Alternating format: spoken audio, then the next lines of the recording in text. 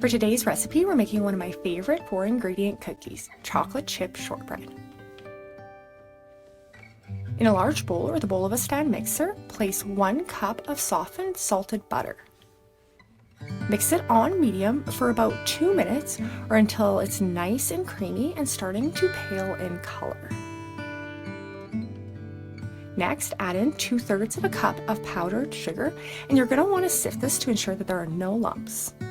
Mix on medium-low for about 2 minutes or until the sugar and butter are well creamed. Now I'm going to add in my flour.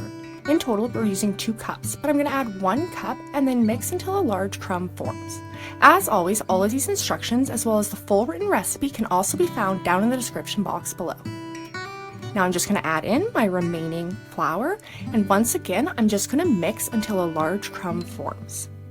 I'm also going to scrape down my bowl to ensure that I incorporate all of that butter and sugar.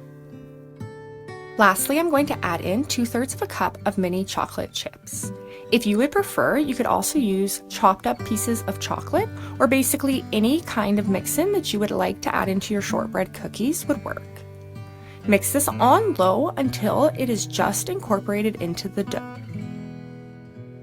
Next, use a 3/4 tablespoon cookie scoop or drop by the rounded teaspoonful onto parchment-lined cookie sheets.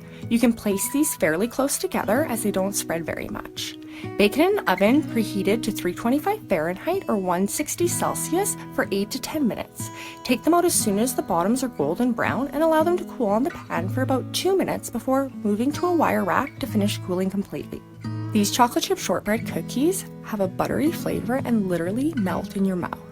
If you have enjoyed this recipe, I'd appreciate it so much if you would like or subscribe, and I'm going to link some more recipes here for you. Thanks so much for watching.